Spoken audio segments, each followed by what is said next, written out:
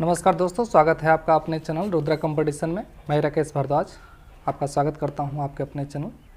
तो मित्रों, जैसा कि आप लोग को मालूम होगा, हम लोग भूगोल स्टार्ट किए हैं। इसका दूसरा भाग मैं आप लोग के सामने लेकर आया हूं। जो पहला चैप्टर था हमारा भारत का अवस्थिति एवं जो भी विस्तार था भौगोलिक स्थिति, इसके बारे में हम लोग कुछ टॉपिक कवर किए हैं पहले वीडियो में। यदि आपने वो वीडियो नहीं देखा है तो जाकर हमारे चैनल के प्लेलिस्ट में वो वीडियो देख सकते हैं। तो आज के इस वीडियो में हम लोग चर्चा करने वाले हैं अक्षांशीय प्रभाव, देशांतरीय प्रभाव और मानक समय। जैसे कि आप लोग देख रहे हैं GMT और IST के बारे में हम लोग चर्चा करेंगे कि भारत में अक्षांशीय विस्तार और देशांतरीय विस्तार का क्या प्रभाव पड़ता है। तो आइए मित्रों, वीडियो शुरू करते हैं। जैसा कि आपको हम कल बताए थे कि भारत का जो अक्षांशीय विस्तार और जो देशांतरीय विस्तार है, जैसा कि आप लोग को हम कल बताए थे कि 8 डिग्री 4 मिनट से लेकर के 8 डिग्री 4 मिनट से लेकर 37 डिग्री 6 मिनट तक और 67 6 से लेकर के और 97 डिग्री 25 मिनट तक हमारा ये देशांतरीय विस्तार होता है और ये आपका जो होता है अक्षांशीय विस्तार होता है। जैसा कि आपको हम कल वीडियो में बता चुके हैं। जैसा कि मित्रों आप लोग को अभी हम दिखा रहे हैं, सबसे पहले हमको पढ़ना है अक्षांशीय विस्तार, यानी अक्षांशीय विस्तार का क्या प्रभाव पड़ता है हमारे भारत में। तो जैसा कि आपको बता दें कि सबसे पहले हम लोग चर्चा कर रहे हैं अक्षांशीय विस्तार का। आइए देखते हैं अक्षांशीय विस्तार का क्या प्रभाव पड़ता है। ग्लोब जब हम आपको बनाए थे और आपको दिखाए थे, तो जैसे मान लीजिए ग्लोब हो गया। ग्लोब में आपको बताए थे कि एक ऐसी रेखा जो पृथ्वी को 2 बराबर भागों में बांटती है, यानी हम इसको बोलते हैं 0 डिग्री अक्षांश रेखा। ये हो गई हमारी 0 डिग्री अक्षांश रेखा और इसी रेखा को हम भूमध्य रेखा या विषुवत रेखा के नाम से जानते हैं। ठीक है, उसके बाद बताए थे कि ये 0 डिग्री है। जैसे जैसे ऊपर जाते हैं तो 8 डिग्री 4 मिनट से लेकर जैसा कि आप लोग देख रहे हैं, ये हमारा भारत है। यहाँ पे ये भारत का नक्शा है। जैसा कि आप लोग को सिर्फ दर्शाने के लिए हम यहाँ पे बना रहे हैं। बड़ा इतना है नहीं बोर्ड, इसीलिए हम आपको दर्शाने के लिए बना रहे हैं। जैसे यहाँ पे देख रहे हैं आप कि ये उत्तरी गोलार्ध में हमारा भारत स्थित है। तो ये जो इधर के राज्य हैं, अक्षांशीय विस्तार देखिए, इधर के जो राज्य हैं वो भूमध्य रेखा के पास होते हैं। चूँकि एक कल पॉइंट पर आपको बताए थे हम कि यहाँ बे ऑफ बंगाल में जो इंदिरा पॉइंट है, इंदिरा पॉइंट से भूमध्य रेखा की जो दूरी होती है, यानी ये वाली जो दूरी है, आपको हम बताए थे कि वो दूरी होती है 876 किलोमीटर। ये यानी ये जो दूरी है वो है 876 किलोमीटर। इसको आप याद रखिएगा। भूमध्य रेखा से भारत के जो सबसे दक्षिणतम बिंदु है यानी इंदिरा पॉइंट, उसकी दूरी कितनी है? 876 किलोमीटर। आइए हम लोग देखते हैं। तो ये 0 डिग्री है, 0 डिग्री अक्षांश रेखा, और इससे 23.5 डिग्री ऊपर यानी यहाँ पर एक ऐसी रेखा है जो भारत के बीचों बीच से होकर जाती है। याद रखिएगा, 23.5 डिग्री नॉर्थ यानी उत्तरी ध्रुव में उत्तरी गोलार्ध में एक ऐसी रेखा है 23.5 डिग्री पे जो भारत के बीचों बीच से होकर जाती है, और इस रेखा को हम कहते हैं कर्क रेखा। इसको याद रखिएगा आप लोग। एक ऐसी रेखा जो 23.5 डिग्री उत्तरी अक्षांश रेखा है जो भारत के बीचों बीच से होकर जाती है, उस रेखा को हम बोलते हैं कर्क रेखा। अब प्रश्न यहाँ से ये बनता है, ध्यान दीजिए, प्रश्न यहाँ से ये बनता है कि जो कर्क रेखा होती है भारत के कितने राज्यों से होकर जाती है। बहुत साधारण आपका प्रश्न भी है और आप लोग जानते भी होंगे। नहीं जानते हैं तो इस वीडियो में देख लीजिए। कुछ क्वेश्चन दिए थे आपको हम अपने वीडियो में, पहले वीडियो में, उसका जवाब हमको लग रहा है कि कोई बच्चा दिया नहीं है, उसका भी जवाब हम देंगे। अक्षांशीय विस्तार और देशांतरीय विस्तार का जो प्रभाव है, इस प्रभाव में उसका हम जवाब जरूर देंगे आपको। और यदि आपको ये वीडियो पसंद है तो प्लीज़ इस वीडियो को एक लाइक ज़रूर कीजिएगा, और आपसे गुजारिश है कि इस वीडियो को लास्ट तक जरूर देखिए, क्योंकि बहुत ही महत्वपूर्ण फैक्ट इस वीडियो के जो भी इस चैप्टर में हम ये वीडियो का सीरीज लेकर आए हैं, जब ये चैप्टर ख़त्म हो जाएगा तो इस चैप्टर से जो भी बहुविकल्पीय प्रश्न होंगे, वो बहुविकल्पीय प्रश्न जो 100 होंगे या 150 होंगे, जितने भी होंगे, वो हमारे द्वारा आपको हल कराए जाएंगे। तो प्लीज़ इस वीडियो को लाइक कीजिएगा और कमेंट कीजिएगा और अधिक से अधिक इसे शेयर कीजिएगा। मित्रों, बहुत मेहनत लगता है ये वीडियो बनाने में। तो आइए हम लोग शुरू करते हैं, देखते हैं। जैसे अभी बताया कि 23.5 डिग्री पे ये जो रेखा खींची जाती है, जिसे हम कर्क रेखा कहते हैं, और ये जो कर्क रेखा होती है भारत के बीचों बीच से होकर जाती है। ध्यान दीजिएगा, भारत की जो स्थिति है, जैसा कि आप लोग को हम यहाँ दिखा रहे हैं, ये जैसे हम एक सिचुएशन बना रहे हैं, भारत की जो स्थिति है,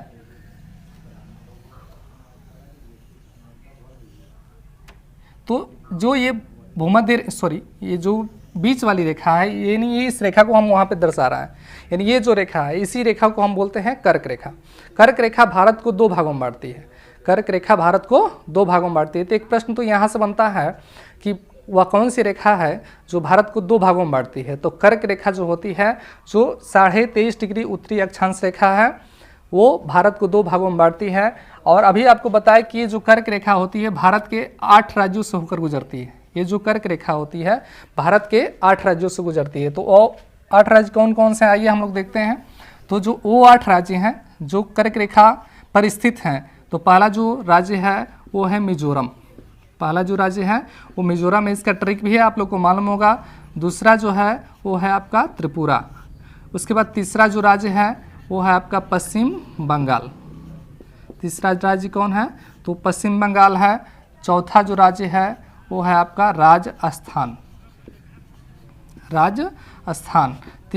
पांचवा जो राज्य है वो है आपका गुजरात। पांचवा जो राज्य है वो है गुजरात। छठवा जो राज्य है वो है आपका मध्य प्रदेश। मध्य प्रदेश।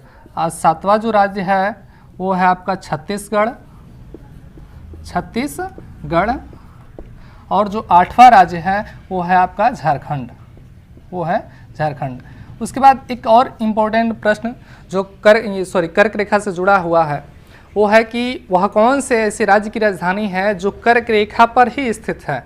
इस बहुत ही महत्वपूर्ण प्रश्न है, किस राज्य की राजधानी जो है कर्क रेखा पर स्थित है। तो मित्रों बता दें आपको कि झारखंड की जो राजधानी है रांची, जो झारखंड की राजधानी है रांची, वो कर्क रेखा पर स्थित है। झारखंड की जो राजधानी है रांची, वो कर्क रेखा पर स्थित है। ठीक है, तो ये जो हमारे 8 राज्य हैं, मिजोरम, त्रिपुरा, पश्चिम बंगाल, राजस्थान, गुजरात, मध्य प्रदेश, छत्तीसगढ़ और झारखंड, ये 8 ऐसे राज्य हैं जो कर्क रेखा पर स्थित हैं। तो ये तो हुआ कर्क रेखा पर स्थित हमारे राज्य। ये अक्षांशीय प्रभाव में हम लोग पढ़ रहे हैं, ये अक्षांश रेखाओं के क्या क्या प्रभाव पड़ते हैं। तो अक्षांशीय प्रभाव में हम लोग देख रहे हैं कि अक्षांशीय प्रभाव में हमारे 0 डिग्री से ऊपर जो 23.5 डिग्री पे रेखा खींची जाती है, जिस रेखा को हम कहते हैं कर्क रेखा। यह कर्क रेखा क्या होती है, तो भारत के बीचों बीच से होकर जाती है और ये 8 राज्यों से होकर जाती है, जिसका नाम हम नोट किए थे, अभी बताए थे आप लोग को। उसके बाद दूसरी नंबर बात ध्यान दीजिएगा, यहाँ पे अभी बताया कि कर्क रेखा जो होती है भारत को 2 भागों में बांटती है।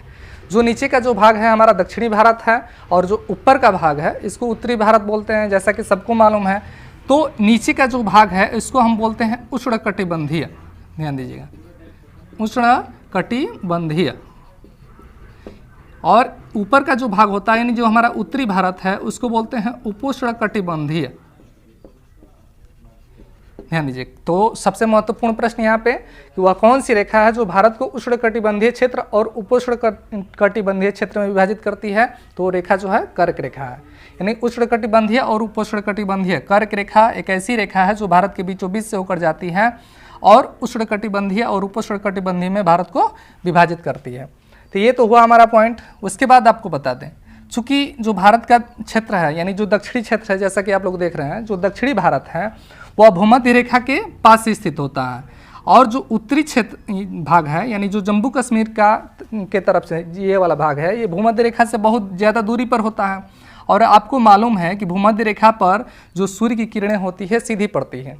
तो ध्यान दीजिएगा, तो जम्मू कश्मीर भूमध्य रेखा से सबसे ज़्यादा दूरी पर होने के कारण यहाँ पर जो सूर्य की किरणें होती है तिरछी आती है, और तिरछी होने के कारण यहाँ पर सबसे बड़े दिन और सबसे छोटे दिन का जो अंतराल होता है लगभग 5 घंटा होता है। इसको नोट कीजिएगा आप लोग। सबसे महत्वपूर्ण तथ्य है कि भूमध्य रेखा से जो सबसे ज़्यादा दूरी पर जम्मू कश्मीर में है एक जगह का नाम, जिसको नाम है लेह, यानी लेह में सबसे बड़े और सबसे छोटे दिन का जो अंतराल है वो हमारा 5 घंटा होता है। और केरल में ध्यान दीजिए, सबसे भूमध्य रेखा के नज़दीक यानी जो तमिलनाडु और केरल का जो क्षेत्र है, यहाँ पर सूर्य की किरणें अधिक होने के कारण ग्रीष्म क्षेत्र होता है, यानी गर्मी का भी क्षेत्र होता है।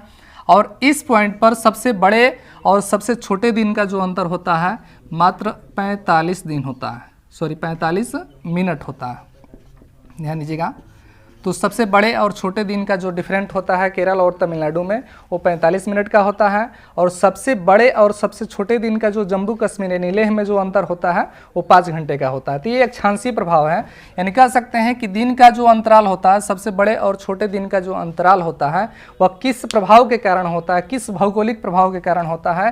तो ये अक्षांशीय प्रभाव के कारण होता है। सबसे बड़े और छोटे दिन में जो अंतर होता है ये अक्षांशीय प्रभाव के कारण होता है। तो ये था हमारा अक्षांशीय प्रभाव। अब हम लोग पढ़ेंगे देशांतरी प्रभाव, और इस देशांतरी प्रभाव में ही हमको पढ़ना है कि कैसे मानक समय रेखा को निर्धारित किया जाता है, मानक समय रेखा का गुणांक क्या होता है, पूरे विश्व का मानक समय यानी GMT का जो पूर्ण रूप है वह क्या है, और हमारा जो इंडियन स्टैंडर्ड टाइम है यानी IST के बारे में हम लोग पढ़ेंगे। तो आइए हम लोग आगे चलते हैं।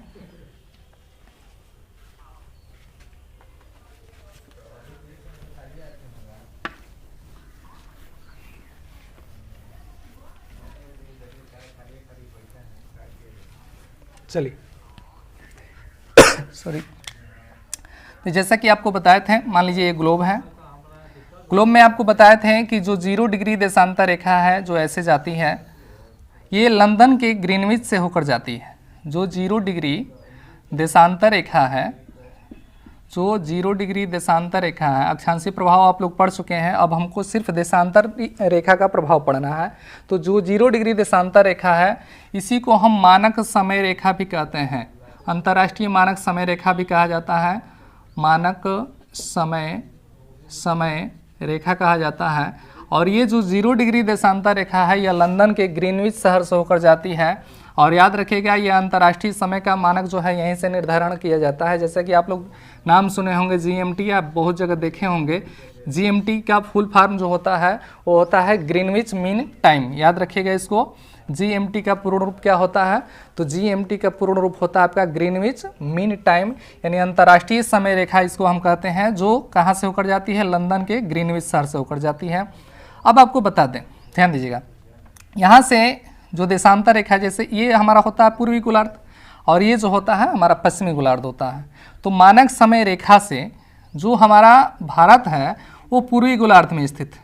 मानक समय रेखा से यानी 0 डिग्री देशांतर से हम लोग पूरब साइड में हैं, और भारत का जो समय रेखा है, भारत की जो मानक समय रेखा है वह यहाँ से यानी 0 डिग्री देशांतर से, जो 0 डिग्री देशांतर आप देख रहे हैं, तो 0 डिग्री देशांतर से 82.5 डिग्री पूर्वी देशांतर, ध्यान दीजिएगा, 82.5 डिग्री पूर्वी देशांतर भारत की मानक समय रेखा मानी गई है। और ये 82.5 डिग्री जो पूर्वी देशांतर है, ये रेखा जो गुजरती है भारत की जो मानक समय रेखा है वह गुजरती है इलाहाबाद के निकट मिर्ज़ापुर से। ध्यान दीजिएगा, भारत की जो मानक समय रेखा है यानी IST जिसको हम बोलते हैं इंडियन स्टैंडर्ड टाइम, यह जो रेखा है इलाहाबाद के मिर्ज़ापुर नामक स्थान से होकर गुजरती है। इसको आप याद रखिएगा। देखिए उसके बाद ध्यान दीजिए, जैसा कि हमको मालूम है कि सूर्योदय जो होता है, सूर्योदय जो होता है वह सूर्योदय पूरब से होता है, पूर्व से होता है। और भारत का जो सबसे पूर्वी छोर है, ध्यान दीजिए, भारत का जो सबसे पूर्वी छोर है वो है अरुणाचल प्रदेश, और जो सबसे पश्चिमी छोर है वो है आपका गुजरात। ये तो आपको जानकारी होगा, कल बताए थे आपको इस वीडियो में हम इसके पहले भाग में कि भारत का सबसे पूर्वी छोर आपका आंध्र प्रदेश है, सॉरी अरुणाचल प्रदेश है, और भारत का जो सबसे पश्चिमी छोर है वो आपका गुजरात है। तो कल ये भी आपको बताए थे कि भारत का देशांतरी विस्तार भी 30 डिग्री है और अक्षांशीय विस्तार भी 30 डिग्री है। अक्षांशीय विस्तार के बारे में हमको नहीं पढ़ना है क्योंकि इसका प्रभाव हम पढ़ चुके हैं। अब हमको पढ़ना है देशांतरी विस्तार। ध्यान दीजिए, तो आंध्र प्रदेश के कीवीथू से, यानी आपको बताए थे कि सबसे जो हमारा पूर्वी छोर है वो आपका कीवीथू है, और यहाँ गौर माता, यानी दोनों के बीच का जो डिफरेंट है वो है 30 डिग्री, यहाँ से और यहाँ यानी 30 डिग्री देशांतर का डिफरेंट है। और सबसे पहले सूर्योदय अगर जो आपसे बात किया जाए तो पूर्व से जब सूर्योदय होता है तो सबसे पहले सूर्योदय हमारा होता है अरुणाचल प्रदेश में। भारत में सबसे पहले सूर्योदय अरुणाचल प्रदेश में होता है। उसके बाद सबसे बाद में जो सूर्योदय होता है वो हमारा गुजरात में होता है। अगर जो कुछ कंसेप्ट के बारे में आपसे चर्चा करें हम, तो ध्यान दीजिए, यदि मानक समय रेखा को अभी हम कुछ क्षणों के लिए हटा दें, ध्यान दीजिए, मानक समय रेखा को अभी हम नहीं माने, भारत की जो मानक समय रेखा है जो इलाहाबाद की मिर्ज़ापुर से होकर जाती है, अभी इसको हम हटा दें, तो सबसे पहले सूर्योदय होता है अरुणाचल प्रदेश में, और सबसे बाद में सूर्योदय होता है गुजरात में। दोनों के बीच का डिफरेंट जो है 30 डिग्री देशांतर का है, यानी 30 डिग्री का है। अब बताइए, जैसे मानकर चलिए कि यहाँ पे सूर्योदय हुआ और हम अपनी घड़ी में 5 बजा लिए, ठीक है। उसके बाद यहीं से 30 डिग्री देशांतर पार करके जब गुजरात में सूर्योदय हुआ तो यहाँ पर हम 5 बजा लिए, यानी हम अभी ये मानकर चल रहे हैं कि मान लीजिए जैसे ही सूर्योदय होगा हमको अपनी घड़ी में 5 बजा लेना है। अब ये बताइए, जब तक गुजरात में 5 बजेगा तब तक 30 डिग्री देशांतर पार करने में यहाँ पर 7 बज जाएगा, ठीक है।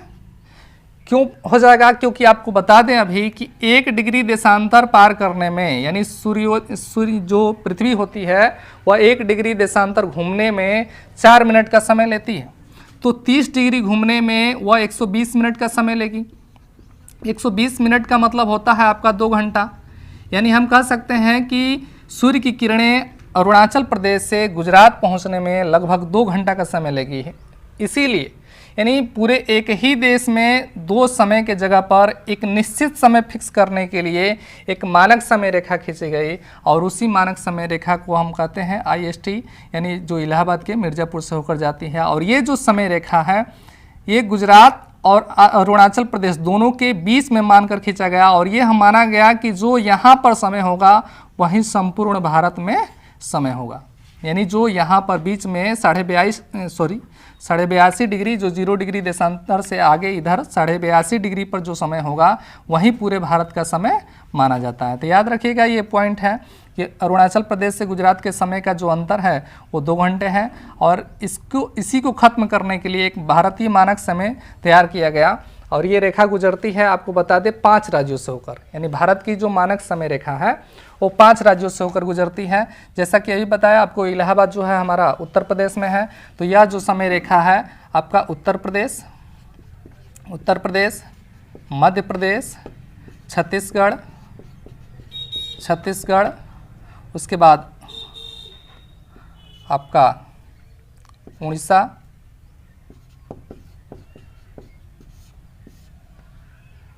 और आंध्र प्रदेश, ये 5 राज्यों से होकर गुजरती है। उत्तर प्रदेश, मध्य प्रदेश, छत्तीसगढ़ और उड़ीसा। तो यहीं इस वीडियो में बस इतना ही। आगे का जो अगला पार्ट होगा अगली वीडियो में आपको देंगे हम। जय हिंद।